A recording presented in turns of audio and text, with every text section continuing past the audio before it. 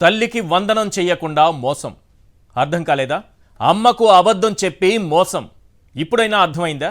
ఇది కూడా అర్థం కాలేదా? అయితే డీటెయిల్గా చెబుతాను, వినండి. ఎన్నికల సమయంలో చంద్రబాబు తల్లికి వందనం అన్నారా లేదా? అన్నారు. ఆ పథకం కింద చదువుకునే ప్రతి పిల్లాడికి 15,000 ఇస్తానన్నారా లేదా? ఇస్తానన్నారు. ఒకరుంటే 15,000, ఇద్దరుంటే 30,000, ముగ్గురుంటే 45,000, నలుగురుంటే 60,000 అని మైకులు పగిలేలా అరిచి మరీ చెప్పారా లేదా? చెప్పారు. జగన్ తల్లికి మాత్రమే 15,000 ఇస్తానన్నాడు. నేను అధికారంలోకి వస్తే ప్రతి పిల్లాడికి ఇస్తానని చెప్పి ఓట్లేయించుకున్నారా లేదా? ఓట్లేయించుకున్నారు. అయితే ఇప్పుడు ఏమైందంటారా? జరగాల్సిందంతా జరిగిపోయింది. తల్లికి వందనం పథకం అమలు కోసం జారీ చేసిన జీవో 29లో తల్లికి మాత్రమే 15,000 అని క్లియర్గా రాసేశారు.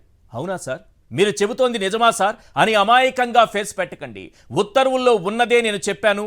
మీకు ఆ జీవో కాపీ కూడా కాసేపట్లో చూపిస్తాను. అదేంటి సార్, ఎన్నికల ప్రచారంలో నిమ్మల రామానాయుడు ఏమన్నారు? నీకు 15,000, నీకు 15,000, నీకు 15,000, నీకు 15,000 అని మా ఇంటి ముందు ఆడుకుంటున్న ప్రతి పిల్లవాడి నెత్తిన చెయ్యి వేసి మరీ చెప్పారు.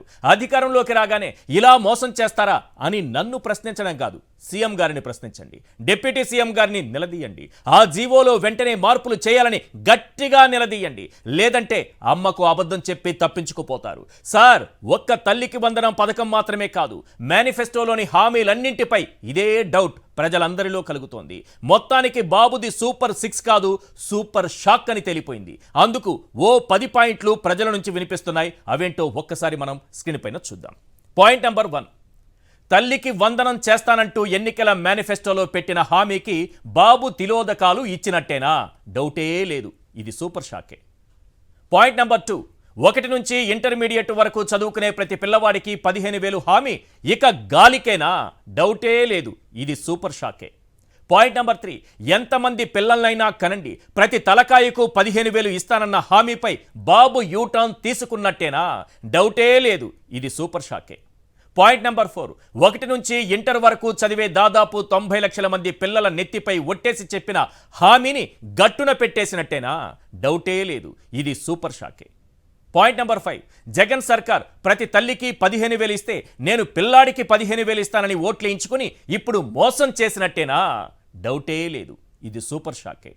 పాయింట్ నెంబర్ 6, బేషరతుగా రైతు రుణమాఫీ అని 2014లో ప్రచారం చేసి గెలిచాక కోటయ్య కమిటీతో కోతలు పెట్టినట్టే ఇప్పుడు పెడతారా? డౌటే లేదు, ఇది సూపర్ షాకే. పాయింట్ నెంబర్ 7, ఎన్నికల సమయంలో ఇంటింటికి టీడీపీ నేతలు పంచిన గ్యారంటీ పత్రానికే ఇప్పుడు గ్యారంటీ లేకుండా పోయిందా? డౌటే లేదు, ఇది సూపర్ షాకే.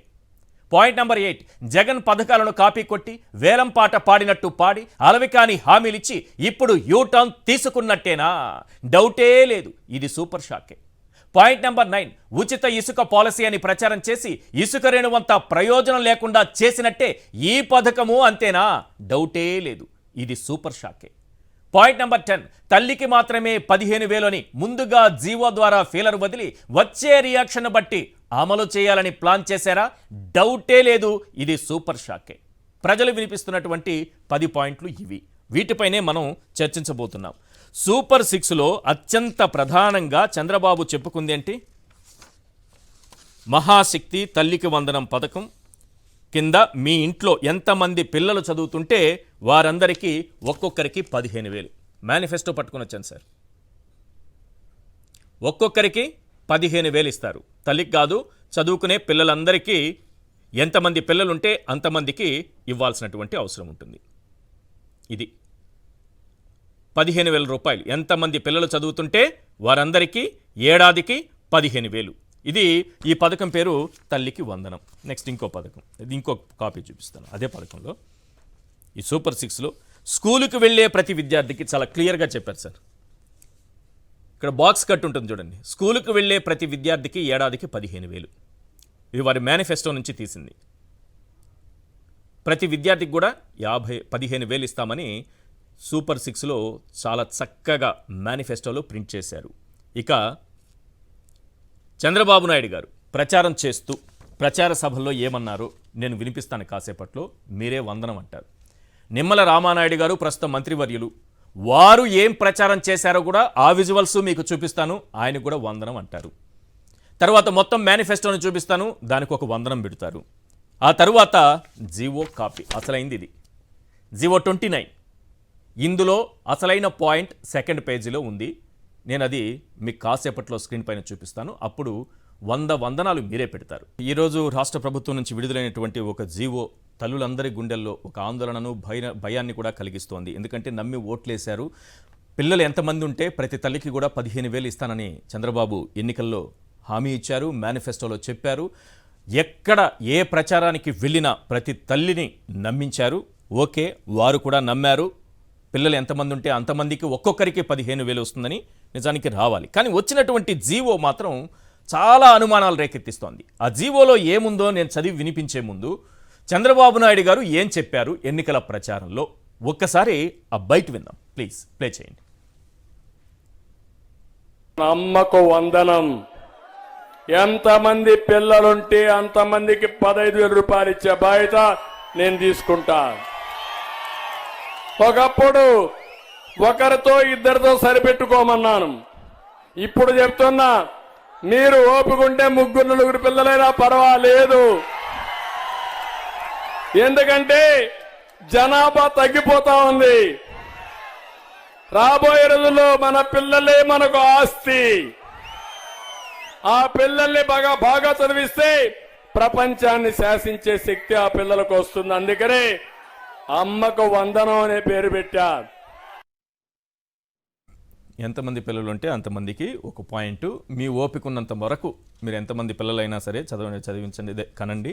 వారిని చదివించే బాధ్యత అంటే 15,000 రూపాయలతోనే వాళ్ళని చదివించేద్దాం, వాళ్ళ జీవితాలు బాగుపడతాయని ఆయన స్వయంగా చెప్పినటువంటి ముఖ్యమంత్రి గారు ఆ రోజు ఎన్నికల ప్రచారంలో చెప్పినటువంటి బయట విన్నాం.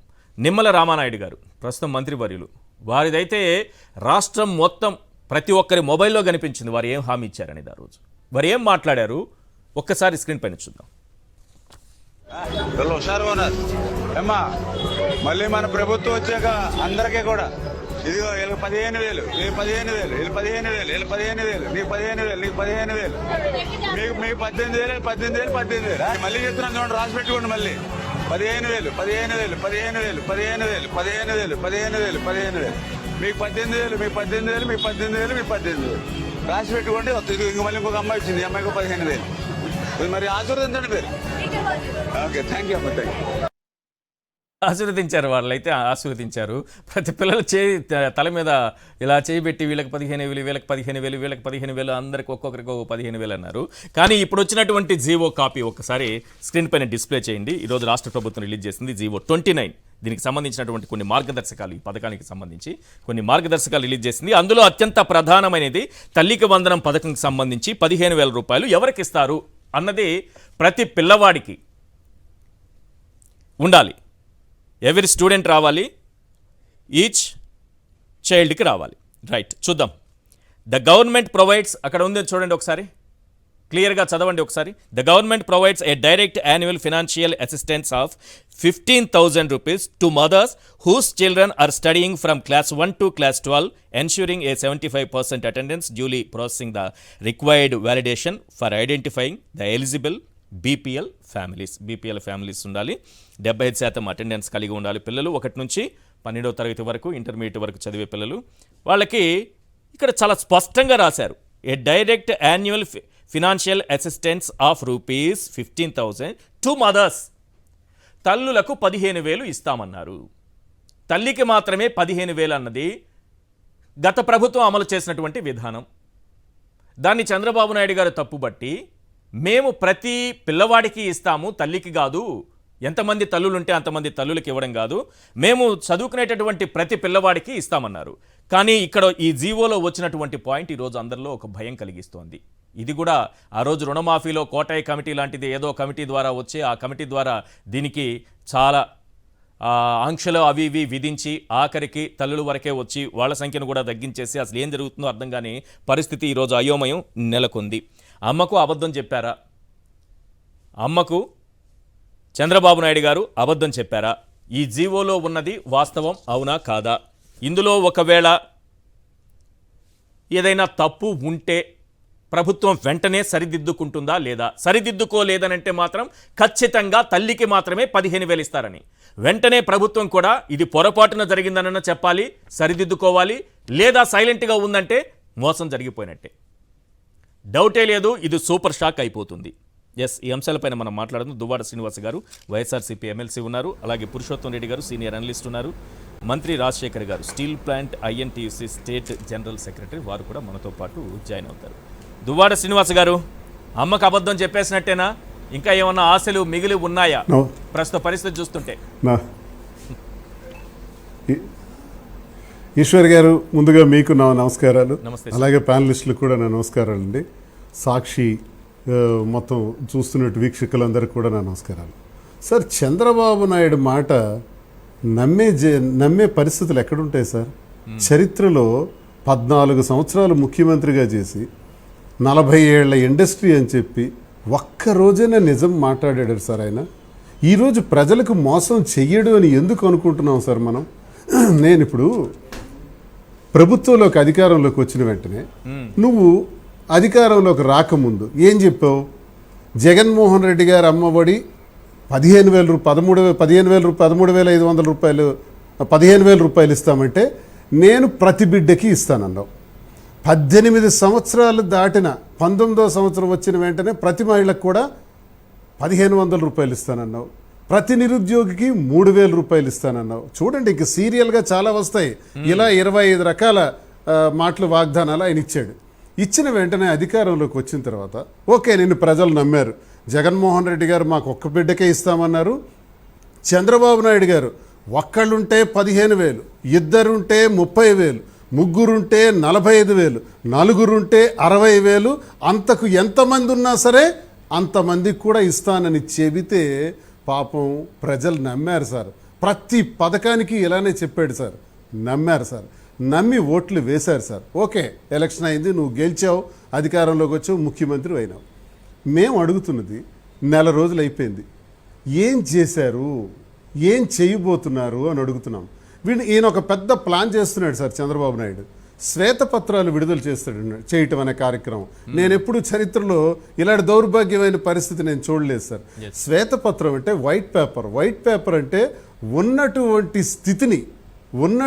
స్థితిని యాజ్ టీజ్గా ఆ శ్వేతపత్రం ద్వారా ప్రజలకు తెలియజేసే విధానాన్ని శ్వేతపత్రం అంటాం. కానీ it is not white paper, it is a black paper. అన్నీ అబద్ధాలే, అన్నీ మోసపూరితమైన మాటలే. ఇవన్నీ కూడా విడుదల చేసి దానికి శ్వేతపత్రం అంటారు. అసలు శ్వేతపత్రం తాలూకు అర్థం ఏంటి సార్? పనులన్నీ పెండింగ్లో పెట్టేయాలన్నదే అర్థం. పోలవరం శ్వేతపత్రం, పోలవరం జరగదు. అమరావతి శ్వేతపత్రం, అమరావతిని ఇంత వేగం కట్టలేము. క్యాపిటల్ నిర్మాణానికి ఒక సమయాన్ని నిర్దేశించడం అంత సామాన్యమైనటువంటి విషయం కాదు, దాన్ని సమయం నిర్దేశించలేము. అమరావతి గొట్టెక్కేసింది, క్యాపిటల్ అందరూ నమ్మి కదా చేశారు, అది గొట్టెక్కేసింది. ఇప్పుడు అమ్మఒడికి వద్దాం సార్. అమ్మఒడికి వచ్చినప్పటికీ ఈ సెంటెన్స్ మీరు చదివి వినిపించిందే, ఈ ఒక్క వాక్యమే పేకలు తీసేస్తుంది sir. The government provides a direct annual financial assistance of ₹15,000 to mothers. ఏంటి సార్ ఈ వాక్యం? To mothers whose children are studying from class 1 to class 12th ensuring 75%. ఇవన్నీ వదలండి. ఈ సెంటెన్స్ మీనింగ్ ఏంటంటే, ఎవరైతే తన పిల్లల్ని చదివించుకుంటున్నారో, ఆ 1వ తరగతి నుంచి 12వ తరగతి వరకు చదివించుకుంటున్నటువంటి పిల్లల యొక్క మదర్కి, తల్లికి 15,000 రూపాయలు ఇస్తాము. చూసారా ఎంత ఘరానా మోసం చేశారో, ఎంత అన్యాయం సార్. ఈ జీవో మీరు ఇప్పుడు చూపించారు, ఇది ఏంటి సార్? ఇంత చీటింగ్, పబ్లిక్ మోసం చేయటం ఏంటి సార్? అమ్మలందరూ నమ్మే కదా మీకు వేశారు కదా సార్. జగన్మోహన్ రెడ్డి గారు ఒకటే చెప్పారు సార్, మా నాయకుడు కూడా అబద్ధాలు ఆడాలంటే చెప్పేసి ఉండేవారు, నేను ఇస్తాను 5గురికి, ఆ 4 పిల్లలున్నా ఇస్తామని ఉండేవారు. కానీ రాష్ట్ర బడ్జెట్ ఏంటి, ఆ బడ్జెట్లో ఉన్నటువంటి వెసులుబాట్లు ఏంటి, దానిలో మనం అమ్మఒడికి ఎంత ఇవ్వగలం? రాష్ట్రంలో 44 లక్షల మంది వరకు పిల్లలు ఉన్నారే, వీళ్ళ వరకే నేను ఇవ్వగలను. కానీ ఇంట్లో ఉండే ప్రతి బిడ్డకి ఇవ్వాలంటే రమారమి 1,20,00,000 దాటిపోతున్నారే, అంతమందికి నేను ఎక్కడి నుంచి ఇవ్వగలను?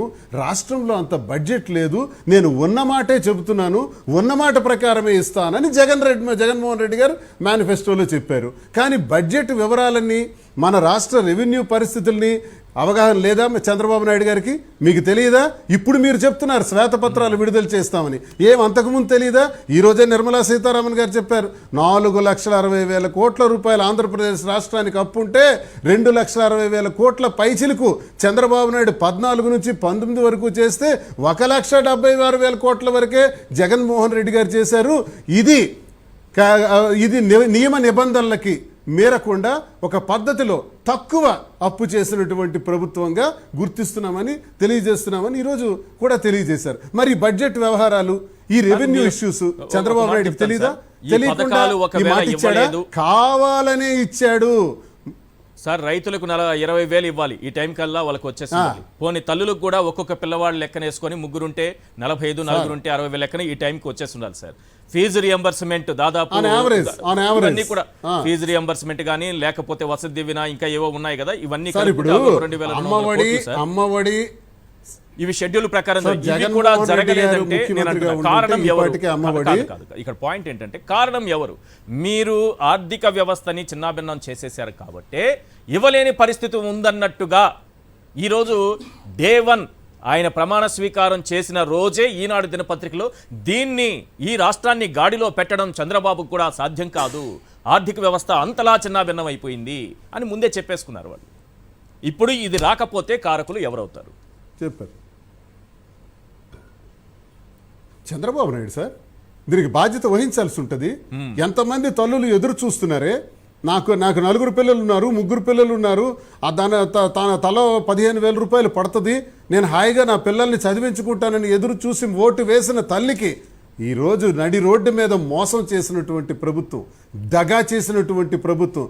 అయ్యా, 4 రోజులు కాలేదు, 1 రోజులకి ఇన్ని మోసాలా? పోలవరం కట్టలేం, అమరావతి కట్టలేం, ప్రభుత్వ పథకాలు ఇవ్వలేం.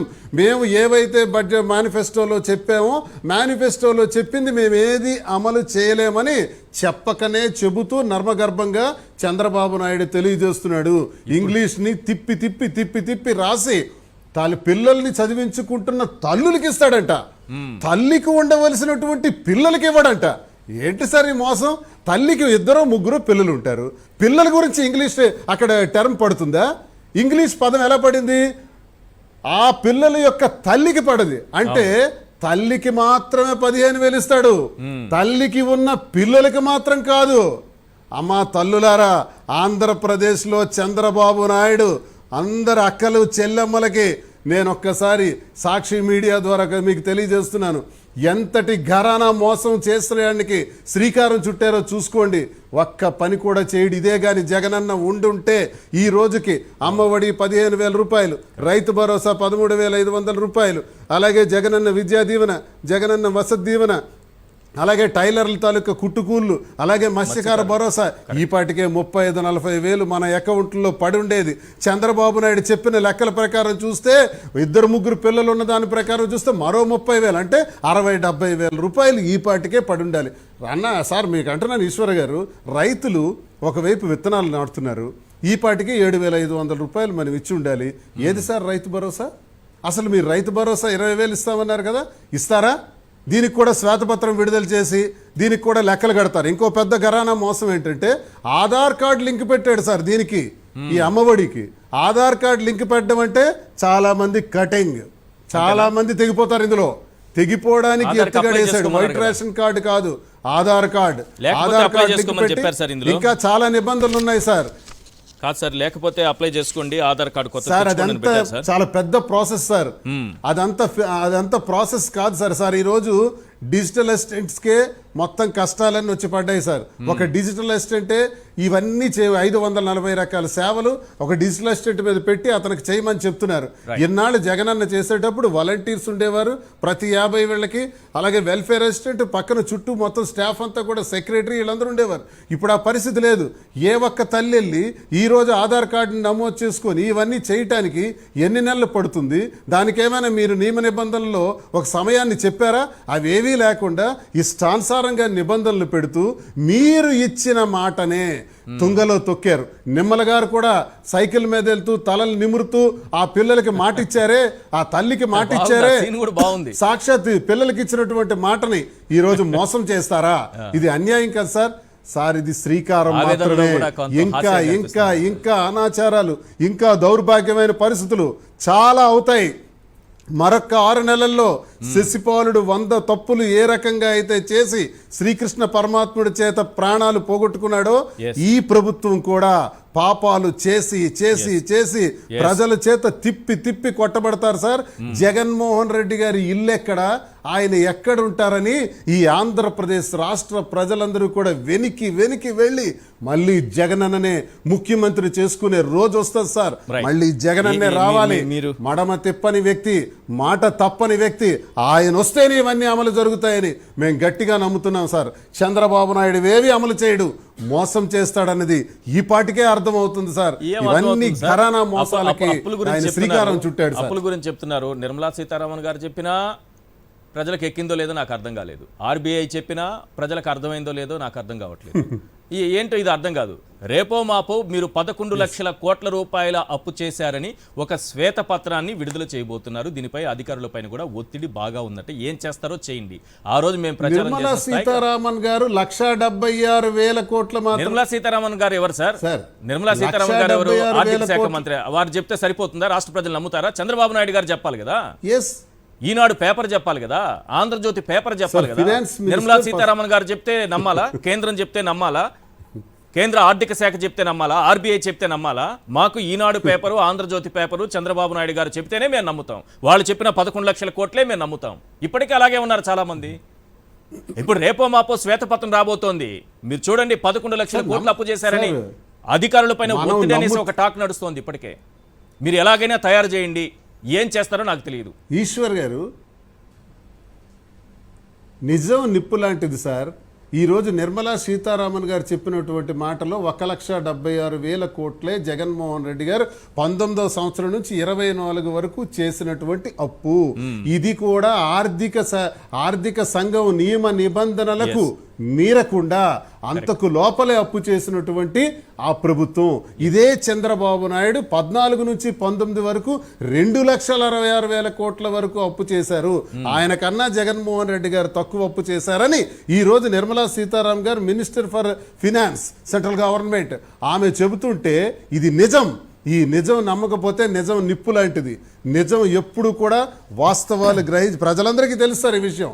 అప్పు తక్కువ చేసి ఇన్ని పథకాలని జగన్మోహన్ రెడ్డి గారు ఎలా అమలు చేశారు, అప్పు ఎక్కువ చేసి చంద్రబాబు నాయుడు గారు ఎందుకు అమలు చేయలేకపోయారు సార్? ఈ రోజు కూడా అధికారంలోకి వచ్చి మొదటి రోజే అప్పు సార్, 7,000 కోట్ల రూపాయలు మొదటి రోజే అప్పు. పెన్షన్లు ఇవ్వడానికి, ఉద్యోగులకు జీతభత్యాలు ఇవ్వడానికి జగన్మోహన్ రెడ్డి గారు రాష్ట్ర ప్రభుత్వాన్ని నడిపించారంటే ఇదంతా ఈ కథలు, ఈ కహానీలు మనకి ఎప్పుడైనా చెప్పారు సార్? ప్రజలకు ఎప్పుడైనా జగన్మోహన్ రెడ్డి గారు రాష్ట్ర ఆర్థిక పరిస్థితుల గురించి తక్కువ అప్పు చేసి బ్రహ్మాండంగా పథకాలు ఇచ్చి ఏ రోజైనా చెప్పారు? అది మీది మీ బాధ్యత.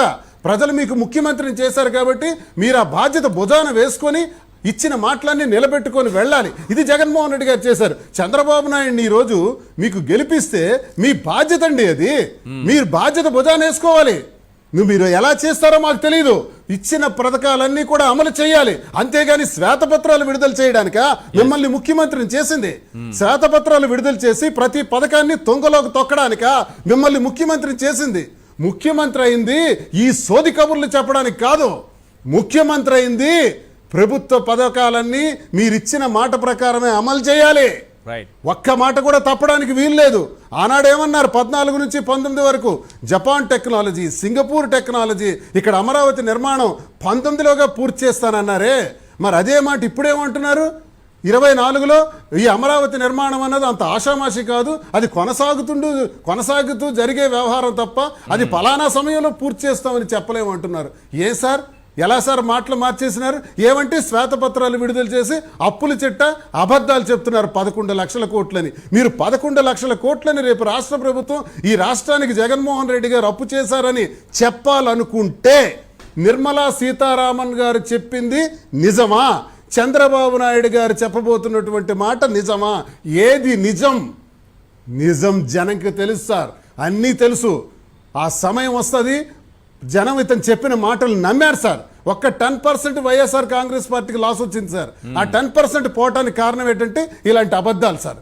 ఆ అబద్ధాలన్నీ ఈసారి జరుగుతాయో లేదో చూస్తాం. నేను ఒకటి నమ్ముతున్నాను సార్, పవన్ కళ్యాణ్ గారు ప్రశ్నిస్తారు సార్.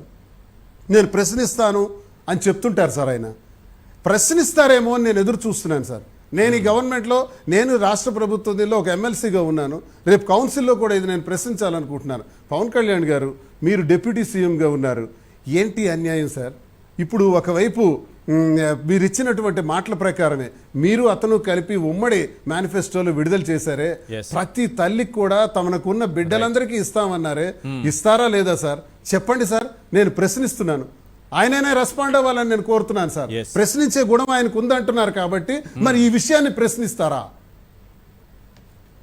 రైట్. ప్రశ్నించకపోతే మేము ప్రశ్నిస్తున్న దానికి సమాధానమైనా చెప్పాలి. అందరినీ ప్రశ్నిస్తానని చెప్పలేదు కదా. ఆయనకి ఇష్టం లేని వాళ్ళని ప్రశ్నించవచ్చు. ప్రశ్నించేది ఎవరినో ఒక ప్రశ్న అయితే సరిపోతుంది. అందరినీ ప్రశ్నిస్తానని ఎక్కడ కండిషన్స్ అప్లై సార్? ఇవన్నీ ఒక స్టార్ మార్క్ పెట్టి కింద కండిషన్ అది కూడా ప్రజలు చూస్తారు. ఫ్రీ పెట్టారు కండిషన్స్ అప్లై స్టార్ గుర్తు పెట్టి. అలాంటిది ఇది కూడా. ఎస్ పురుషోత్తం రెడ్డి గారు ప్లీజ్ చెప్పండి సార్. అమ్మకి అబద్ధం చెప్పినట్టేనా? తల్లికి వందనం అని చెప్పి మోసం చేసినట్టేనా? అంటే ఇక్కడ కనిపిస్తున్నటువంటి అంశం, ఈ జీవోని చదివే ఉంటారు మీరు, ఇందులో ఉన్నటువంటి అంశాన్ని బట్టి ఏం చెప్తారు? ఆ రోజు క్లారిటీగా వినిపించారు ప్రజలకి, చాలా క్లారిటీగా చెప్పారు. ఇక్కడ క్లారిటీ మిస్ అయిపోయింది. ఈశ్వర గారు, అందరికి నమస్కారం. నమస్తే సార్. దువాడ శ్రీనివాస్ గారు, మీరు ఇద్దరిని చూసి నాకు కొంచెం జాలేసింది. అయ్యో, జీవో అంత స్పష్టంగా ఉన్నప్పుడు మీరు ఎందుకు అంత బాధపడుతున్నారో అర్థం కావట్లేదు. జీవో చాలా స్పష్టంగా ఉంది. ఏమో సార్, కొంత ఏదైనా మిస్టేక్ జరిగిందేమో, తల్లులకి న్యాయం జరుగుతుందని నా ఆశ. ఏమీ లేదు. జీవో స్పష్టంగా ఉంది. ఇంతేనా? మీరు ఏదో ఇది ఫైనల్ అంటారా? నేను ఆశిస్తున్నా సార్. ఇంత పచ్చి మోసం జరుగుతుందని నేను ఇప్పటికీ నమ్మలేకపోతున్నా. మీరు ఆశిస్తున్నారంటే నేలవిడి సాము చేసినట్టు, అమాయకత్వం నేలవిడి సాము చేసినట్టు అవుతుంది. పాయింట్ ఏంటంటే వాళ్ళు స్పష్టంగానే ఉన్నారు. అది అనివార్యం కూడా. ఎందుకు అంటున్నానంటే ఒక మాట చెప్పాలి. మేము రాయలసీమ గురించి మాట్లాడేటప్పుడు మా దివంగత ఎంవి రమణారెడ్డి గారు ఎప్పుడు ఒక మాట పాపులర్ గా చెప్పేవాడు. అదేంటంటే రాయలసీమ నీటి సమస్య అనగానే పోతిరెడ్డిపాడు వెడల్పు, శ్రీశైలంలో మినిమం వాటర్ లెవెల్ మెయింటైన్ చేయాలని. ఎన్ని రోజులు చెప్తారు? ఇది విలేకరులు అడిగారు. నేను చచ్చిపోయేంత వరకు చెప్తాను, ఎందుకంటే అదే పరిష్కారం అన్నాడు. ఇంకా అదే చెప్పుకుంటున్నాం. ఆయన తర్వాత మేము కూడా అదే చెప్పుకుంటున్నాం. ఇప్పుడు ఎందుకు ఈ మాట అంటున్నానంటే, నేను సాక్షిలో మొదటి రోజు రిజల్ట్స్ వచ్చినప్పటి నుంచి చెప్తున్నాను. నేను ఎన్నికలు వచ్చేంత వరకు ఇదే చెప్తాను. బోరు కొట్టినా తప్పదు. ఏంటంటే అది ఆంధ్రప్రదేశ్ యొక్క నికర ఆదాయం 1,99,000 కోట్లు. అవును. నికర ఖర్చులు 1,89,000 కోట్లు. ఇప్పుడు ఆదాయంలో 1000 కోట్లు పోయింది రేపటి నుంచి. ఏదంటే ఉచిత ఇసుక పేరుతో, ఉచిత ఇసుకలో ఉన్న లాజికల్ దోలకి వెళ్ళట్లా. ప్రభుత్వానికి వచ్చే ఆదాయం అయితే పోయింది. అది క్లియర్ కదా. జగన్మోహన్ రెడ్డి గారు 1000 కోట్లు పోయినట్టే. కాబట్టి రేపు డిఎస్సి వాళ్ళు ఉద్యోగాలు అవి వస్తే ఈ మొత్తం మీద ఏంటంటే ఇంకా ఆదాయంకి ఖర్చులకి ఇంకేమీ లేదు. కాబట్టి ఆంధ్రప్రదేశ్ ప్రభుత్వం ఏ ఒక్క కొత్త పని చేయాలన్నా అప్పు తేవడం తప్ప ఇంకొక మార్గం లేదు. ఇది ఒక వాస్తవం. కాబట్టి ఇప్పుడు మన చంద్రబాబు నాయుడు గారు జూలై 1వ తేదీ అమలు చేసినటువంటి పెన్షన్స్ విధానం 7,000 రూపాయలు ఇచ్చాడు. రేపు నుంచి 4,000 రూపాయలు ఇస్తున్నారు కదా. దాని ఒక్కదానికే 46,000 కోట్ల రూపాయలు పర్ ఇయర్ అవుతుంది. చంద్రబాబు నాయుడు గారు ఇచ్చిన హామీ అమలు చేయాలంటే. అంటే 46,000 కోట్లు అప్పు చేయాల్సిందేగా. ఇప్పుడు తల్లికి వందనం పేరుతో ఇచ్చే బహుశా వీళ్ళకి 6,000 కోట్లు కావచ్చేమో. 6,000 కోట్లు అప్పు చేయాల్సిందేగా. రేపు 18,000 రూపాయలు ఇచ్చే ఆడబిడ్డ నిధికి అప్పు చేయాల్సిందేగా. రేపు రైతు భరోసా 20,000 రూపాయలు అంటే అప్పు చేయాల్సిందేగా 10,000 కోట్లు. కాబట్టి ఏమి చేయాలన్నా అప్పు చేయడం మినహా ఇంకొక మార్గం లేదు. అప్పు ఎంత చేస్తారు? తలకిందులు తప్పచ్చు చేసిన 40,000 నుంచి 50,000 కోట్ల పైన చేయలేరు. ఇది మొదటి పాయింట్. కాబట్టి చంద్రబాబు నాయుడు ఇప్పుడు జగన్మోహన్ రెడ్డి గారు ఎన్నికల్లో చెప్పిన దాన్ని చంద్రబాబు నాయుడు గారు అధికారంలోకి వచ్చిన తర్వాత అమలు చేస్తారు. ఇది లాజిక్. జగన్మోహన్ రెడ్డి గారు ఎన్నికలు ఏం చెప్పాడు? మనకున్న ఆర్థిక పరిస్థితి కాబట్టి ఒక ఇంటికి ఒకరికి తప్ప అంతకు మించి ఇచ్చే పరిస్థితిలో లేదు అని ఎన్నికల ముందు చెప్పినాడు. ఇది చంద్రబాబు నాయుడు గెలిచిన తర్వాత అమలు చేస్తున్నాడు. తేడా అంతే, ఒకటే తేడా. కాబట్టి చంద్రబాబు నాయుడు గారు ఈ రోజు ఇచ్చిన జీవో పట్ల నాకు అభ్యంతరం లేదు. వారు చెప్తున్న విషయాల పట్ల నాకు అభ్యంతరం వల్ల నమ్మాం కదా సార్. మా నమ్మకాన్ని వమ్ము చేసినట్టే కదా, మోసం చేసినట్టే కదా. చంద్రబాబు నాయుడు గారు ఏదైనా తప్పు చేస్తుంటే ఎన్నికల్లో నేను అందరికి ఇస్తానని చెప్పడమే తప్పు చేసినాడు. ఇప్పుడు తప్పు చేసినట్టు నేను అనుకోవాలా. ఎన్నికల సమయంలో ఇది ఆర్థిక పరిస్థితి తెలిసి కూడా ప్రతి ఒక్కరికి ఇస్తానని చెప్పడమే వారు చేసిన తప్పు నా దృష్టిలో. నేను మీరు వేయలేదు కాబట్టి ప్రతి ఇబ్బంది ఏమి లేదులే కానీ సమస్య వేసిన వాళ్ళైనా ఎవరైనా. నా పాయింట్ ఏంటంటే ఎన్నికల్లో చంద్రబాబు నాయుడు గారు ఆచరణ సాధ్యంగానే హామీలు ఇవ్వడం వారు చేసిన తప్పు. ఇప్పుడు ఆచరణలో వచ్చేసరికి ఆయనకి తెలుసు, ఎన్నికల ముందు కూడా తెలిసి ఉంటుంది. No, no, no. బహుశా ఎన్నికల ప్రయోజనాల కోసం చేస్తుండొచ్చేమో నాకు తెలియదు కానీ సారీ నేను అంటున్నాను, ఎన్నికల్లో అలవి కాని హామీలు ఇవ్వడం అనేది చంద్రబాబు నాయుడు గారి అలవాటు, నైజం. అది విని మోసపోవడం ప్రజల తప్పు, ఇట్లా చెప్పుకోవాలని నాకు అనిపిస్తోంది. ఎట్లైనా రాజకీయంగా ఎట్లైనా చెప్పుకోవచ్చు కానీ పాయింట్ ఏంటంటే ఇది ఆచరణ సాధ్యం కాదు. చంద్రబాబు నాయుడు గారు మీరు అంత క్లియర్ గా చెప్పేస్తే ఎలా సార్? మీరు అంత క్లియర్ గా ఇది ఆచరణ సాధ్యం కాదు, ఇది రాదు అని చెప్పేస్తున్నారే, మొదటి నుంచి చెప్తున్నారు. ఎలా ఇలా ఎలక్షన్ ముందు కూడా చెప్పాం ఇదే మాట. నేనైతే వ్యక్తిగతంగా మా ఫోరం నుంచి ఎలక్షన్ కమిషన్ లెటర్ గా రాశాం.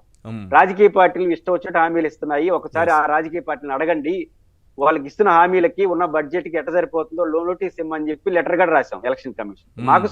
కాబట్టి మేము ప్రజలకి చెప్పినాము, ఇప్పుడు అదే చెప్తున్నాం. కాబట్టి చంద్రబాబు నాయుడు గారు ఇప్పుడు చేయాల్సిందల్లా నిజాయితీ. ఓట్లకే హామీ లేదు ఎలక్షన్ కమిషన్, ఇక హామీలకి ఏమి హామీ ఉంటుంది సార్? నా పాయింట్ ఏంటంటే చంద్రబాబు నాయుడు గారు నిజాయితీగా ఒప్పుకోవాల్సిన పాయింట్ ఏంటంటే సంజాయిషి చెప్పి ఇది ఆర్థిక పరిస్థితిని నిజాయితీగా చేయాలి ఒకటి. రెండోది ఇంకొకటి కూడా చేస్తున్నారు. మీరు శ్వేతపత్రం గురించి మాట్లాడుతున్నారు కదా, అంటే ఈ దుస్థితికి కారణం ఆర్థిక పరిస్థితి బాగాలేదు, దానికి జగన్ గారి కారణం అంటున్నారు. కాబట్టి ఇవ్వలేనని చెప్పే మాట అనడానికి అవకాశం లేదు. ఎందుకంటే ఇప్పుడు ఏదైతే ఆర్థిక దుస్థితి అంటున్నారో దీనికన్నా 100 రెట్లు ఎలక్షన్ లో చెప్పినారు. అంటే ఆర్థిక పరిస్థితి బాగలేదన్న విషయం కూడా ఎలక్షన్ ముందు చెప్పేశారు. నా పాయింట్ ఏంటంటే ఎలక్షన్ ముందు ఏమన్నా జనరల్ గా హామీలు ఇచ్చి ఇప్పుడేదో కనిపెట్టి శ్వేతపత్రం ద్వారా జగన్మోహన్ రెడ్డి గారు ధ్వంసం చేసినాడు కాబట్టి ఇవ్వలేకపోతున్నానని చెప్పేదాని స్కోప్ లేదు. ఎందుకు లేదు అంటే ఎలక్షన్ ముందే చాలా సందర్భాల్లో జగన్మోహన్ రెడ్డి గారు ధ్వంసం చేసేసాడని, 30 ఏండ్లు మీకు గుర్తుందా, 30 ఏండ్లు రాష్ట్రాన్ని వెనక్కి తీసుకెళ్లిపోయాడని, దీన్ని మళ్ళీ బాగు చేయాలంటే ఎంత కష్టమో భయం వేస్తుందని ఇవన్నీ చెప్పేశాం. కాబట్టి జగన్మోహన్ రెడ్డి గారి ఆర్థిక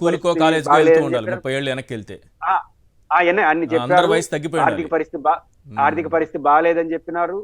తెలుస్తూనే ఇది నాకు తెలుసు అయినా దట్ ఈస్ విజనరీ, ఏంటదే చేయగలను, ఆ సంపద సృష్టించగలను చెప్పేగల చేసింది. కాబట్టి దీంట్లో సంజయ్ శశబిషలు ఏమి ఉండడానికి వీల్లేదు. ఆర్థిక పరిస్థితి అవకాశం లేదు కాబట్టి మీరు ఒకరికి ఇస్తున్నారు, అది నిజాయితీగానే ఒప్పుకోండి ఇప్పటికే, లేకపోతే అనవసరమైన కన్ఫ్యూజన్. మిగతా పథకాల పరిస్థితి అవుతుందా?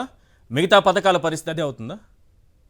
నేను అనుకుంటున్నది ఏ పథకం కూడా ఇంకో 40-50 వేల కోట్ల రూపాయలు విలువ చేసే పథకాలు తప్ప, మీరు ఏదైనా చేసుకుని అటు ఇటు కలిపేసి 50 వేల కోట్లు అదనంగా చేయగలడు తప్ప, ఇప్పుడు జగన్మోహన్ రెడ్డి గారు 50-60 వేల కోట్లు చేశాడు కదా, అవును, అన్ని కలిపి అంతే చేయగలడు. ఒకరు 1000 కోట్లు అటు ఇట్లు ఏ పథకానైనా చేసుకోండి, అది అమ్మఒడి ఇంకోట ఆరోగ్యశ్రీ, ఫ్రీ రియంబర్స్మెంట్, రైతులకు ఇస్తున్నది, తల్లులకు ఇస్తున్నది, ఇది తప్పనిసరిగా అమలు చేయాల్సినటువంటి పథకాలు సార్. వీటికే 50-60 వేల కోట్లు అవుతోంది. ఖచ్చితంగా ఇవి అమలు చేసి తీరాల్సిందే, వీటిలో ఏ వేటిని పక్కన పెట్టడానికి లేదు. ఇవి కాకుండా చంద్రబాబు నాయుడు గారు ఇంకొక 70 వేల కోట్ల రూపాయల హామీలు ఇచ్చారు కదా, అంటే బాబు గారి హామీలన్నీ పక్కకి వెళ్ళిపోతాయి. జగన్మోహన్ రెడ్డి గారి హామీలు ఖచ్చితంగా అమలు చేయాల్సినవి ఏమున్నాయి అవి మాత్రమే ఇంప్లిమెంట్ అవుతాయి అనుకోవచ్చా? అవి మాత్రమే కంటిన్యూ అవుతాయి? కాదు, అవి కూడా కష్టం. నేను ఏమంటుంది ఏంటంటానంటే, మీరు అన్నదేంటి 4-5 పథకాలకు కలిపి అమలు చేస్తారు, కొత్త అమలు చేయరు అంటున్నారు. ఈ పాయింట్ అది అవును, అంతే కదా. ఖచ్చితంగా అమలు 4-5 పథకాల్లో ఖచ్చితంగా అమలు చేయాల్సినవి ఖచ్చితంగా దాంట్లో ఒక పథకం ఆరోగ్యశ్రీ తీసుకుందాం సార్, ఖచ్చితంగా అమలు చేయాలి. ఫీ రియంబర్స్మెంట్ తీసుకుందాం, ఖచ్చితంగా అమలు చేయాలి. రైతులకు భరోసా జగన్మోహన్ రెడ్డి గారు ఇచ్చారు, ఇది ఖచ్చితంగా కంటిన్యూ కావాల్సిందే. తల్లులకి అమ్మఒడి కింద చేయాల్సిందే, స్కూల్స్ కి చేయాల్సిందే. ఇవి ఖచ్చితంగా కొనసాగాల్సిన పథకాలు కదా. ఇవి కూడా అప్పు చేసి చేయాలంటున్నా నా పాయింట్ అది. మనకి ఇవేం అదనం, నేను చెప్పిన ఖర్చు అదనం, గ్యారంటీ ఖర్చులు అనేది దీంట్లో లేవు. సంక్షేమ పథకాలు, అమరావతి, పోలవరం, రాష్ట్రాభివృద్ధి, ఇన్ఫ్రాస్ట్రక్చర్ ఏదైనా సరే ఇంకా కొత్తగా ఏం చేయాలన్నా అది ఖచ్చితంగా అప్పు చేసి చేయాలి. కాబట్టి ఇది తెలిసి ఆయన హామీలు ఇవ్వడం నా దృష్టిలో ఆయనది తప్పు. ఇప్పుడు తగ్గించడానికి నేను పెద్ద పట్టించుకోవట్లేదు. ఎందుకు పట్టించుకోవడం నాకు తెలుసు, అది గల్లాపెట్లో డబ్బు లేకుండా హామీ ఇచ్చారు కాబట్టి అమలు చేయమని నేను రాజకీయ నాయుడుగా అనలేను. కానీ ఆయన తప్పు ఏదైనా చేస్తుంటే ఎలక్షన్ లో హామీలు ఇవ్వడం ఆయన చేసిన తప్పు.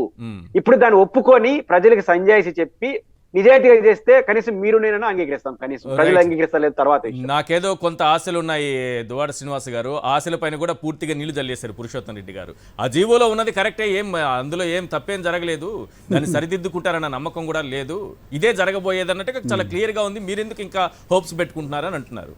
ఇంతేనా? ఇంకా తల్లులందరూ మోసపోయినట్టేనా? ఎంతమంది సార్? 46 లక్షల మంది తల్లులకి ఇచ్చారు. 46 లక్షల మంది తల్లులకి మీరు 15,000 లెక్కన ఇస్తే 46 లక్షల మందికి జగన్మోహన్ రెడ్డి గారు ఇస్తే ఇప్పుడు దాదాపు 90 లక్షల మంది పిల్లలకి ఇవ్వాలి. వారి పిల్లలకి అన్నారు కాబట్టి అంతకంటే ఎక్కువ కూడా ఉండొచ్చు. సో ఇక్కడికి తిలోదకాలు ఇచ్చేసినట్టేనా, నీళ్లు జల్లేసినట్టేనా? యావరేజ్ అంతే కదా సార్. అంతే కదా సార్. సార్ మరొక చిన్నది, నాకు ఒక మరొక డౌట్ వచ్చింది. ఇది ఒక్కసారి క్లిప్పింగ్ చూడండి సార్.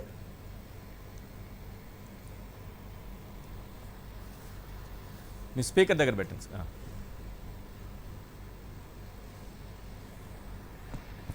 ఆడియో రావట్లేదు. మీ స్పీకర్ దగ్గర ఉందా?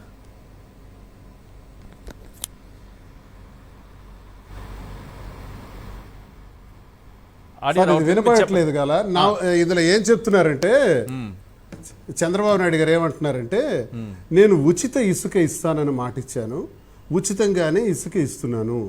అసలు మీరు నది దగ్గరకైనా కాలువ దగ్గరకైనా మీరు నేరుగా వెళ్ళి ఇసుక తీసుకోండి, ట్రాక్టర్తో తీసుకోండి, ఎడ్ల బండితో తీసుకోండి, లేదా తల మీద తట్టి పెట్టుకొని మీరు ఇసుకను తీసుకుపోండి అన్నారు. అవును కదా సార్, ఇది ముఖ్యమంత్రి గారి మాట కదా సార్.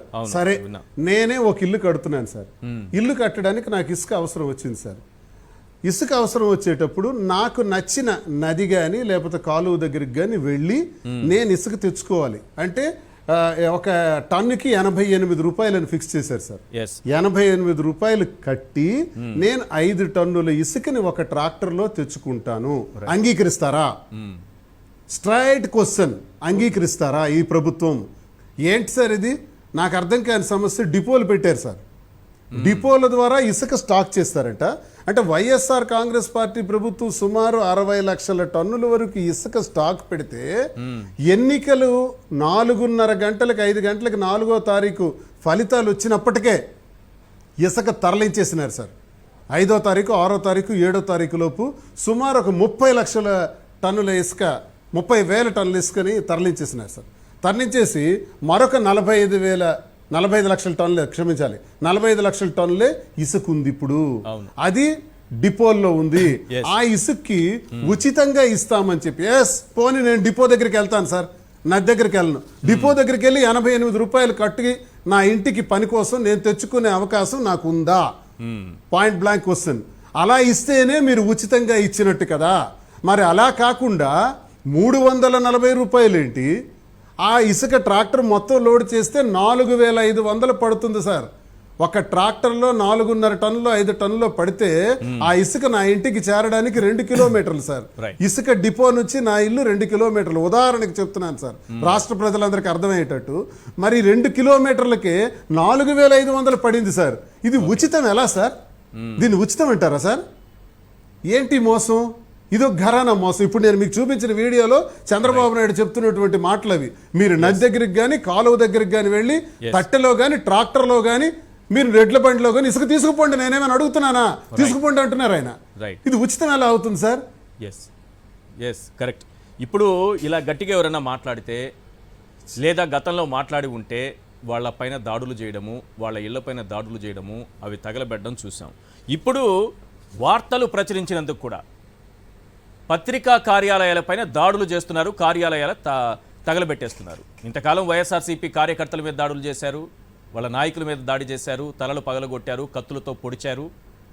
పేదవాళ్ళు ఎవరైనా వైఎస్ఆర్సీపీకి ఓటు వేస్తుంటే వాళ్ళ ఇల్లు ధ్వంసం చేశారు. వీలైనంత వరకు వైఎస్ఆర్సీపీ కార్యాలయాలు ఎక్కడన్నా ఉంటే వాటిని కూల్చివేత పనులు మొదలు పెట్టేశారు. ఇంతవరకు ఉంది, అక్కడ వరకే ఉంటుంది అనుకున్నాం. ఇప్పుడు పత్రికల మీద కూడా దాడి మొదలైపోయింది. విశాఖ స్టీల్ ప్లాంట్ ప్రైవేటైజేషన్ వైపు కదులుతోంది. చంద్రబాబు నాయుడు గారి అనుమతితో కదులుతోంది.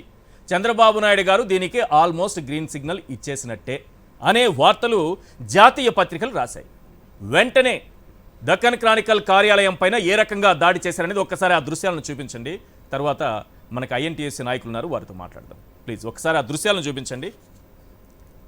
ఇది టీడీపీ కార్యకర్తలో అభిమానులో మరి ఎవరో తెలియదు నాయకులో చూడండి ఏం చేస్తున్నారు. పత్రికా కార్యాలయాన్ని తగలబెడుతున్నారు వార్త రాసినందుకు. మీరు చేయాల్సింది పత్రికా కార్యాలయాన్ని తగలబెట్టడం కాదు, మీ నాయకుల చేత స్టేట్మెంట్ ఇప్పించాలి. విశాఖ స్టీల్ ప్లాంట్ ప్రైవేటీకరణ జరగదు, మేమున్నంత వరకు మేము కాపాడుకుంటాం, మేము రక్షించుకుంటాం అని చంద్రబాబు నాయుడు గారితో అలాగే పవన్ కళ్యాణ్ గారితో ఇద్దరితో చెప్పించాలి. జాతీయ పత్రికలు రెండు ఒకరోజు ముందు రోజు రాసింది సార్. ఇది Financial Express, Naidu likely to support privatisation, RINLS అంటే Rashtriya Ispat Nigam limited sale may be fast track. Financial Express ఆ కార్యాలయం దొరుకుంటే దాన్ని కూడా తగలబెట్టేవాళ్ళు. ఆ కార్యాలయం కనిపించుంటే దాన్ని కూడా తగలబెట్టేసేవాళ్ళు. ఇంతకాలం వైఎస్ఆర్సీపీ నాయకుల ఇళ్లపైన, వారిపైన, వారి కార్యకర్తలపైన, లేకపోతే పార్టీ కార్యాలయాలపైన, సచివాలయాలపైన వీటిపైన దాడులు జరిగాయి. ఇప్పుడు డైరెక్ట్గా మీడియా పైకి వచ్చేసారు. డైరెక్ట్గా మీడియా పైకి వచ్చేసి తగలబెట్టడం మొదలుపెట్టారు. నెక్స్ట్ డే, ఇది మొన్న ఫినాన్షియల్ ఎక్స్ప్రెస్, నిన్నటిది ఒక పేపర్ చూపిస్తాను చూడండి. నిన్నటిది దక్కన్ క్రానికల్, నిన్నటి paper. Alliance takes U turn on VSP privatisation. Chandrababu Naidu గారు ఏం హామీ ఇచ్చారు? పవన్ కళ్యాణ్ గారు ఏం హామీ ఇచ్చారు? లోకేష్ గారు ఏం హామీ ఇచ్చారు? ముగ్గురు మాట్లాడారు కదా ప్రైవేటైజేషన్ మీద. మేమున్నంత వరకు ఎట్టి పరిస్థితుల్లో అది సాధ్యం కాదు. గతంలోనే ఇది వాజ్పేయి ప్రభుత్వంలోనే ప్రైవేటైజ్ చేయాలనుకుంటే అప్పట్లోనే చంద్రబాబు నాయుడు గారు అడ్డుకున్నారన్నట్టు ఇప్పుడు క్లియర్గా రాసేశారు. పైగా బీజేపీ నాయకులకు సంబంధించి కూడా చంద్రబాబు నాయుడు గారు అంగీకారం తెలిపినట్టుగా ఇందులో కనిపిస్తోంది ఫినాన్షియల్ ఎక్స్ప్రెస్లో. దీంట్లో డీసీలో ఏం కనిపిస్తోందంటే, a meeting at west Godavari union minister of state Srinivas Varma said the Vizag steel plant incurred huge losses this year also and that the centre would not allow waste of public money. ఇది ఈసారి కూడా చాలా పెద్ద లాస్లో ఉంది. పబ్లిక్ మనీని ఈ విధంగా వేస్ట్ చేసుకోవడం కేంద్ర ప్రభుత్వానికి ఇష్టం లేదు, అందుకే మేము అమ్మేస్తున్నాం అన్నట్టుగా దీన్ని ప్రైవేటైజ్ చేయాల్సినటువంటి అవసరం ఉందన్నట్టుగా మాట్లాడారు. ఆ విషయాన్ని డీసీ పత్రిక ప్రచురించింది. చంద్రబాబు నాయుడు గారి పాత్ర కూడా ఉందని రాశారు. మరి ఏంటి పరిస్థితి? రాజశేఖర్ గారు, నేను చంద్రబాబు నాయుడు గారు ఏం మాట్లాడారో, పవన్ కళ్యాణ్ ఏం మాట్లాడారో తర్వాత బైట్స్ కూడా వినిపిస్తా. ఇప్పుడు కొంత కదలిక కనిపిస్తోంది, ప్రైవేటైజేషన్ వైపు కదలిక కనిపిస్తోంది. ఇది ముందుకు సాగే అవకాశాలే ఎక్కువగా కనిపిస్తున్నాయి. ఏం చెప్తారు? ఈశ్వర్ గారు నమస్కారం, ప్యానల్ స్పీకర్ కూడా నమస్కారం. నమస్తే సార్. విశాఖపట్నం స్టీల్ ప్లాంట్ అనేది ఒక భారత జాతి సంపద. పోరాటాలు, త్యాగాల ఫలితంగా ఎందరో రైతులు తమ ఇల్లు, భూములు త్యాగం చేయడంతో ఆవిర్భవించింది. ప్రభుత్వ రంగంలో పెడతామనే ఉద్దేశంతో ఆ రోజు రైతులందరూ కూడా ఈ కర్మాగారానికి భూములు అనేది ఇవ్వడం జరిగింది. వారికి ఇంకా 8,000 మంది పైగా ఉపాధి అవకాశాలు చూపించాల్సినటువంటి తరుణం ఉంది. అది వదిలేసి ఈ కంపెనీ లాభాల బాటలో పయనిస్తూ గవర్నమెంట్ ఆఫ్ ఇండియాకి 50,000 కోట్ల పైగా పన్నులు కట్టి ఈ కర్మాగారం ద్వారా భారతదేశంలో అనేకమైన ప్రాజెక్టులకి, మెట్రోలు కానీ, సర్దార్ వల్లభాయ్ పటేల్ ప్రాజెక్టు కానీ, లేదా ఇతరత్ర ప్రాజెక్ట్, ఇరిగేషన్ ప్రాజెక్టులు కానీ స్టీల్ పంపించే కార్యక్రమాలు చేశారు. దీన్ని 2021 జనవరి 27వ తేదీన ప్రకటన చేస్తే ఆనాటి నుంచి మేము వ్యతిరేకించాం. మొట్టమొదటిగా ఆనాటి ముఖ్యమంత్రి జగన్మోహన్ రెడ్డి గారు కేంద్ర ప్రభుత్వానికి వెంటనే లెటర్ రాయడం, తర్వాత కార్మిక సంఘాలన్నీ అన్ని రాజకీయ పార్టీలను ఒక వేదిక మీద తీసుకొచ్చి అందరి సహకారం తీసుకొని ఎట్టి పరిస్థితులు ప్రైవేటీకరణ చేయకూడదని చెప్పే కార్యక్రమంతో ముందుకెళ్లడం, ఆనాటి ముఖ్యమంత్రి కార్మిక సంఘాలతో కూడా అందరితో మాట్లాడి మా ప్రయత్నం ఖచ్చితంగా చేస్తాం, ఎట్టి పరిస్థితులు విశాఖపట్నం స్టీల్ ప్లాంట్ ప్రైవేట్ పరం చేయమని ఆయన చెప్పడం జరిగింది.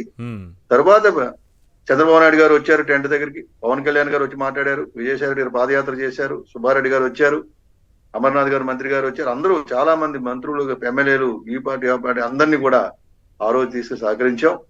ఈనాడు మరి విశాఖపట్నం స్టీల్ ప్లాంట్ ని పరిరక్షిస్తూ ఉంటారు. క్లారిటీగా చెప్పగలగాలి వీళ్ళందరూ కూడా.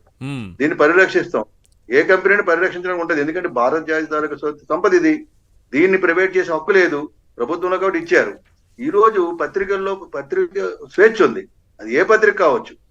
ఈ రోజు డెక్కన్ క్రానికల్ రాశారు, ఫైనాన్షియల్ ఎక్స్ప్రెస్ ఆఫీస్ ఎక్కడో తెలియకపోవడం వల్ల వీళ్ళు కాల్చలేదేమో కానీ డెక్కన్ క్రానికల్ విశాఖపట్నం ఉందని చెప్పేటువంటిది వారి మీద దాడి చేయడం, విలేకరుల మీద దాడి చేయడం, రిపోర్టర్స్ మీద దాడి చేయడం, లేకపోతే ఉన్నటువంటి ఆ ఎడిటర్స్ మీద, లేదా ఉన్న ఫర్నిచర్ తగలబెట్టడం, లేదా ఆఫీసులు తగలబెట్టడం అనేది చాలా ఇది హేయమైన చర్య. ఇటువంటి చర్యలు ప్రజాస్వామ్యంలో పనికిరావేది. మీకు ఏదైనా ఉన్నట్టయితే ఒకవేళ తప్పు రాస్తే ఇలా కాదు, మా విధానం ఇది, మేము ఇలా చేయబోతున్నాం అని చెప్పాలి తప్ప ఓర్తేస్ట్ వాడుకున్నట్టు హక్కుని హరింపజేసే విధంగా జర్నలిజంలో వారికి ఉంది. వాళ్ళ అనుమానాలు వచ్చినాయి.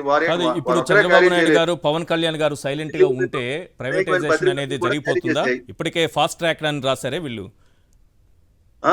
అంటే సైలెంట్ గా ఉన్నారు కదా, ఒక్క స్టేట్మెంట్ రాలేదు ఈ రోజు వరకు, 2 రోజుల నుంచి ఇంత నలుగుతుంటే. ఏమంటారు? ఒక ప్రభుత్వం నుంచి, రాష్ట్ర ప్రభుత్వం నుంచి ఒక స్టేట్మెంట్ కూడా రాలేదు ఈ రోజు వరకు. అదే రాష్ట్ర ప్రభుత్వం నుంచి రాలేదు. ఈ రోజు కేంద్ర మంత్రి వచ్చారు. కేంద్ర మంత్రి వచ్చిన తర్వాత మాకు 1.5 నెలలు 2 నెలలు టైం ఇవ్వండి, మేము దీన్ని ముందుకు తీసుకెళ్తామని చెప్పారు. ఇందాక ముఖ్యమంత్రి చంద్రబాబు నాయుడు కూడా వచ్చారట అనకాపల్లి మీటింగ్ లో. ఆయన చెప్పారట మేము ప్రైవేటీకరణ వ్యతిరేకం అని చెప్పాడండి. అది సరే మంచిదే, ప్రైవేటీకరణ వ్యతిరేకం ఆ రోజు చెప్పారు, ఈ రోజు చెప్పాము. రాష్ట్రంలో ఉన్నటువంటి తెలుగుదేశం పార్టీ కానీ, వైఎస్ఆర్ కాంగ్రెస్ పార్టీ కానీ, జనసేన కానీ, ఆఖరికి బీజేపీ వాళ్ళు కూడా విశాఖపట్నం స్టీల్ ప్లాంట్ ని శైలిలో విలీనం వారు కూడా చెప్తున్నారు. ఇక్కడ చాలా చాలా క్లియర్ గా మాట్లాడుకోవాలి సార్. ప్రైవేటీకరణకు వ్యతిరేకమని ఎవరిని గదిపినా అందరూ మాట్లాడతారు. కానీ అక్కడ జరిగే పని జరుగుతూ ఉంటే దాన్ని అడ్డుకోవాల్సినటువంటి బాధ్యత ఉన్నవాళ్ళు ఆ పాత్ర నిర్వర్తించకపోతే రేపు ఇది డిస్ఇన్వెస్ట్మెంట్ అంశం కింద రేపు ప్రైవేటైజేషన్లోకి వెళ్ళిపోతుంది. అదే కదా వారి నిర్ణయం ఏదో చేశారు. మనం అందరం ఫైట్ చేయడం వల్ల ఈరోజు ట్రేడ్ యూనియన్స్ అన్ని కూడా displaced person, trade unions, political parties అందరూ కూడా ఎప్పటికీ కూడా అపోజ్ చేయడంతో కేంద్ర ప్రభుత్వం ముందడుగు లేకపోయింది. ట్రాన్సాక్షన్ అడ్వైజర్ కానీ లీగల్ అడ్వైజర్ అపాయింట్ చేసినా వారిని స్టీల్ ప్లాంట్ లోకి కాలు పెట్టినా కూడా ఆపగలిగినాం.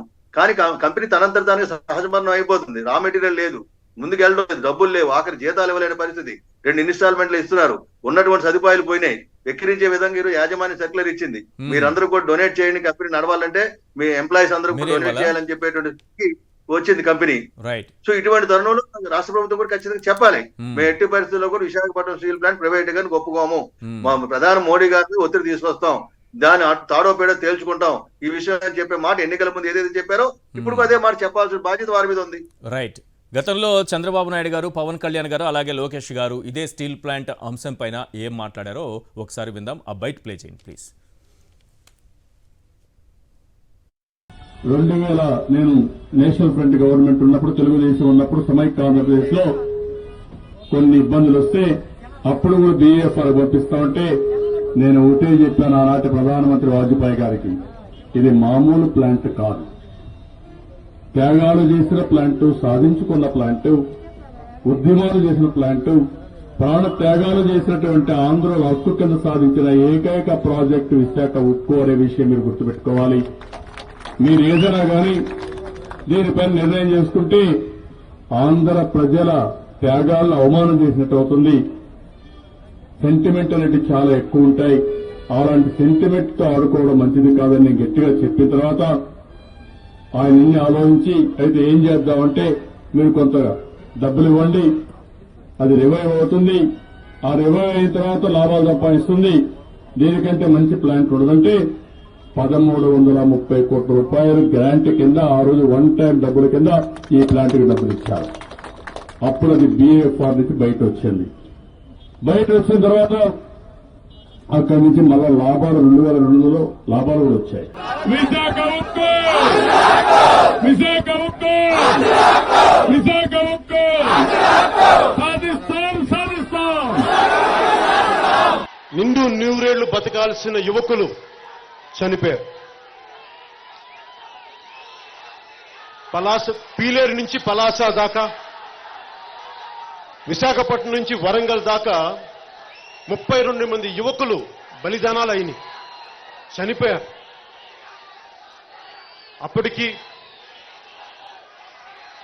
అప్పుడు రాష్ట్ర ప్రభుత్వంలో ఉన్న 67 మంది ఎమ్మెల్యేలు, 7 మంది ఎంపీలు అనుకుంటా, వీళ్ళందరూ రాజీనామాలు చేసి అన్ని రకాలుగా ఒత్తిళ్లు ఇక చాలా చెప్తారు వాళ్ళు. ఒకసారి తగ్గించండి. ఆంధ్రుల హక్కు ఇక హుళక్కు. సార్ మీరే చెప్పాలి సార్. శ్రీనివాస్ గారు, ప్రత్యేక హోదా అడగలేదు, మొన్న చంద్రబాబు నాయుడు గారు ఢిల్లీ వెళ్ళారు, అడగకుండానే తిరిగి వచ్చేశారు, ఏవో కొన్ని పాయింట్లు పెట్టారు, అందులో ఎక్కడ హోదా అంశమే లేదు. ఇప్పుడు చంద్రబాబు నాయుడు గారి అంశాన్ని రాస్తున్నాయి అన్ని పత్రికలు. ఈయన ఆల్మోస్ట్ అంగీకరించేశారు వెనక నుంచని. దేశవ్యాప్తంగా మొన్న బెంగాల్కి సంబంధించి తృణమూల్ కాంగ్రెస్ ఎంపీ పార్లమెంట్లో మాట్లాడారు కదా, చంద్రబాబు నాయుడు గారి కేసులు ఏమయ్యాయని. ఇప్పుడు దేశవ్యాప్తంగా జరుగుతున్న చర్చ ఏంటంటే ఆ కేసులకి ఇవన్నీ తాకట్టు పెట్టేశారా అనేటటువంటి చర్చ ఇప్పుడు మొదలవుతోంది మళ్ళీ.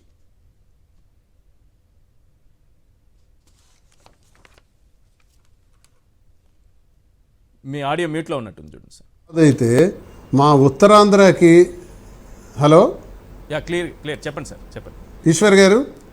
సార్ క్లియర్ చెప్పండి సార్. తెలుగువారందరిది ఒక సమస్య అయితే మా ఉత్తరాంధ్ర ప్రజలది మరింత పరిష్కారం కానటువంటి సమస్య సార్. ఎప్పుడు నుంచి వెనుకబడి ఉన్నాం సార్.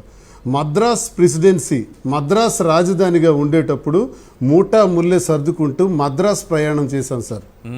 ఆ తర్వాత కర్నూలు రాజధాని అయినప్పుడు కర్నూలు ప్రయాణం చేశాం సార్. హైదరాబాద్ రాజధాని అయిన తర్వాత కూడా హైదరాబాదు ప్రయాణం చేశాం సార్.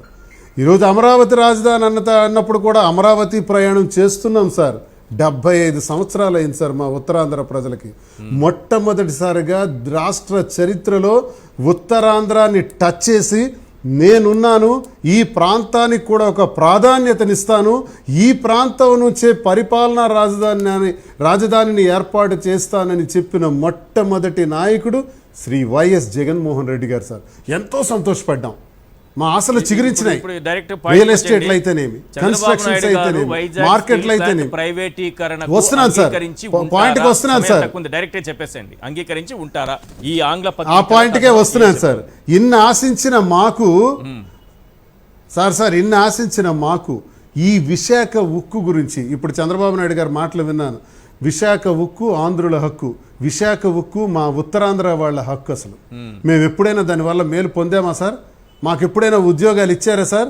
అలాంటి విశాఖ ఉక్కు కర్మాగారం ఈ రోజు ప్రైవేటైజేషన్ చేయటానికి ప్రయత్నిస్తుంటే ఇంకా మా ఆశల మీద ఇంకా మాకు నిప్పులు పోస్తున్నారు సార్. చాలా ఘోరమైన పరిస్థితి ఏంటి, ఈరోజు మంత్రి గారు వచ్చారు, కుమారస్వామి గారు వచ్చి వారు 2 నెలల్లో పరిష్కరిస్తామన్నారు. ఇంకెన్నాళ్ళు సార్? ఇస్పాత్లో విలీనం చేయాలని అందరం కూడా కోరుతున్నారు సార్. మా వాళ్ళందరూ కూడా, కార్మిక సంఘాలందరూ కూడా కోరుతున్నారు. ఆర్థిక సహాయం కొంత చెయ్యండి, మళ్ళీ రివైవ్ చేసుకుంటాం. ఆర్థిక సహాయం గతంలో చేస్తే అప్పు సకాలంలో తీర్చగలిగాం, ఇప్పటికైనా ఇవ్వండి అని కోరుతున్నారు.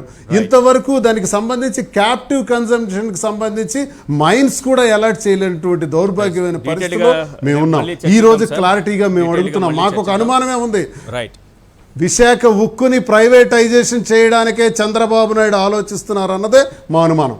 రైట్. సారీ పురుషోత్తం రెడ్డి గారు, సమయం మించిపోవడం వల్ల మీతో మాట్లాడించలేకపోతున్నాను. థ్యాంక్ యూ సార్ చర్చలో పాల్గొన్నందుకు. పురుషోత్తం రెడ్డి గారు, రాజశేఖర్ గారు, అలాగే శ్రీనివాస్ గారు. ఇది వాళ్ళ చర్చా కార్యక్రమం చూస్తున్నామండి సాక్షి టీవీ.